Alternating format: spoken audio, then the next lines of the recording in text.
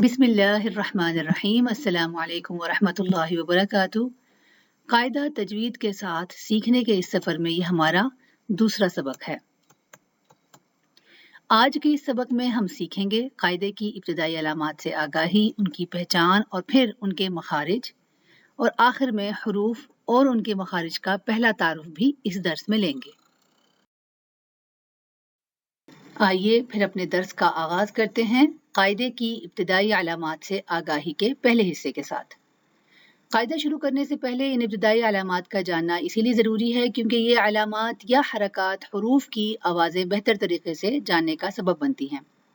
आवाज़ों से मुताल्लिक ये बात भी जहन नशीं कर लें कि अरबी में एक हर्फ की 6 आवाज़ें होती हैं, जिन्हें आप इस शक्ल में देख सकते हैं। जैसा कि मैंने बताया कि अरबी में हर्फ की जो आवाज़ है वो अस्सौत अल क़सीर यानी छोटी आवाज़ और अस्सौत अल तवील यानी बड़ी आवाज़ के तौर पर मुनक़सिम है।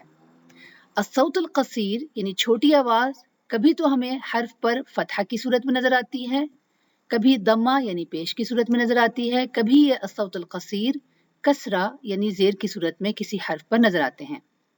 किसी हर्फ के साथ छोटी आवाज़ की मिसाल हम हर्फ अलिफ और बा से लेंगे। अलिफ हर्फ पर हमने अगर फतहा लगाया तो आ, कसरा लगाया तो ई और दम्मा लगाया तो ऊ बनता है। इकट्ठा मिला के पढ़ें तो अ ई ऊ।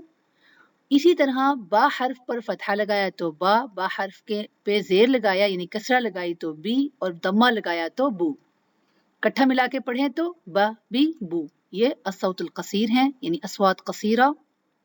इसी तरह अस्सौत तवील यानी बड़ी आवाज़ जो है वो कभी तो हमें मद बिल वाव यानी किसी हर्फ को ज़बर की अलामा के साथ अलिफ से खींचने की सूरत में नज़र आती है, कभी ये अस्सौत तवील मद बिल वाव यानी किसी हर्फ को पेश की अलामा के साथ वाव से खींचने की सूरत में नज़र आती है, और कभी ये बड़ी आवाज़ मद बिल या यानी किसी हर्फ को ज़ेर की अलामा के साथ या से खींचने की सूरत में नज़र आती है।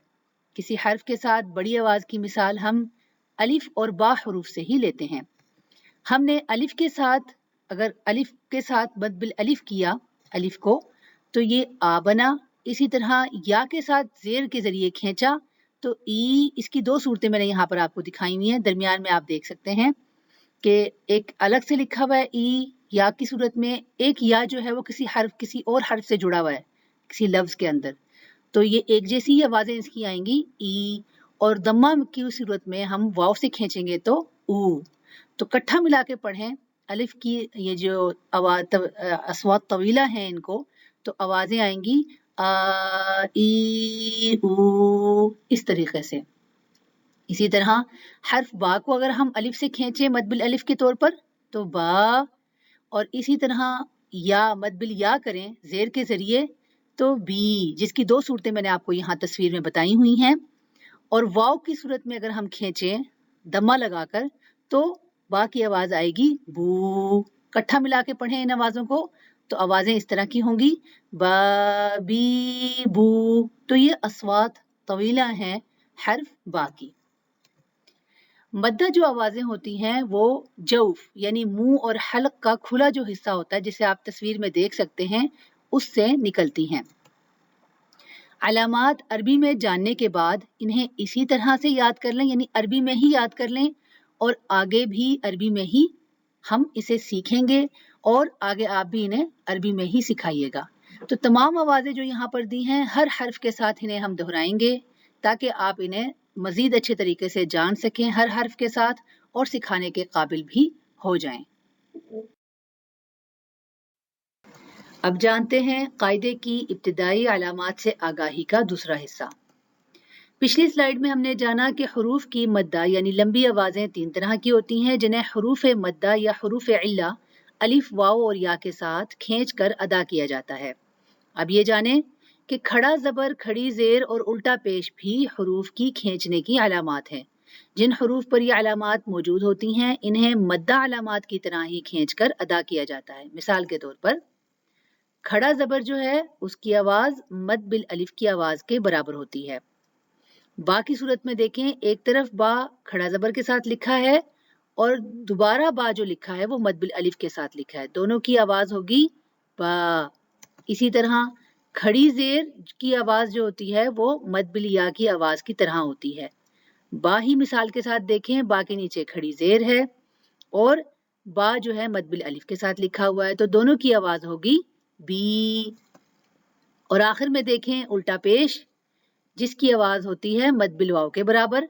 با پہ اگر یہ الٹا پیش لگا ہوا ہے تو اس کی آواز اور با اگر مد بل واو کے ساتھ لکھا ہوا ہے تو دونوں کی آواز ایک جیسی ہی ہوگی، بو.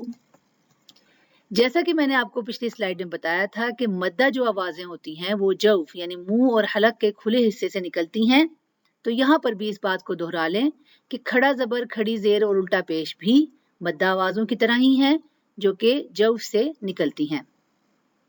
قاعدے میں بھی آپ جب حروف پر کھڑا زبر، کھڑا زیر اور الٹا پیش دیکھیں گے تو انہیں بھی کھینچ کر ادا کیجئے گا. آگے جا کر ہر حرف کے ساتھ ہم انہیں دوبارہ سے دہرائیں گے تاکہ آپ سیکھنے اور سکھانے کے قابل ہو جائیں. قاعدے کی ابتدائی علامات سے آگاہی کے تیسرے حصے میں جانیں کہ جب بھی کسی حرف کا مخرج یعنی منہ سے نکلنے کی جگہ معلوم کرنا ہو تو اس حرف کو سکون یا شد کی علامہ لگا کر ساکن یا مشدد کر دیں. پھر اس سے پہلے 29 حروف تہجی میں سے کوئی سا بھی حرف، میں نے حرف الف ہی مثالوں میں لیا ہے جو کہ عموماً استعمال ہوتا ہے، کوئی سا بھی حرف یا حرف الف لے کر اسے فتحہ، کسرہ یا دمہ کے ساتھ، عموماً فتحہ لگایا جاتا ہے، تو ان علامات کے ساتھ سیکھنے والے ساکن یا مشدد حرف سے جوڑ کر پڑھیں، آپ کو حروف کے مخارج آسانی سے معلوم ہو جائیں گے.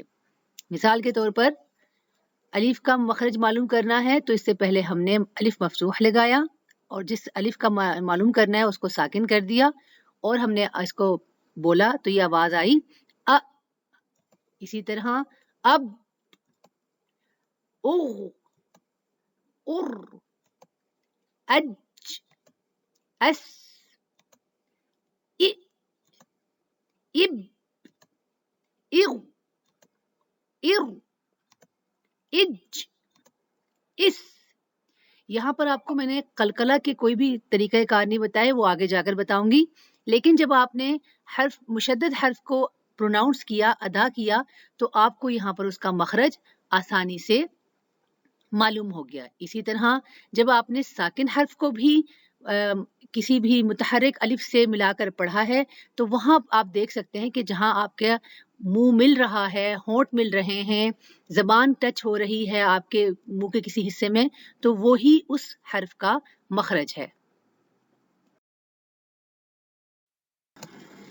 اب قاعدے کی ابتدائی علامات کا اعادہ چارٹ کے ذریعے کر لیتے ہیں. اب تک کی لی گئی ابتدائی علامات میں ہم نے سب سے پہلے سیکھی اصوات قصیرہ یعنی چھوٹی آوازوں کی علامات، جن میں ہم نے سیکھا کہ فتحہ یعنی زبر جو ہے عربی میں فتحہ کہا جاتا ہے زبر کو، اور دمہ پیش کو کہا جاتا ہے، کسرہ زیر کو کہا جاتا ہے. علامات ان کے آپ کے سامنے ہیں.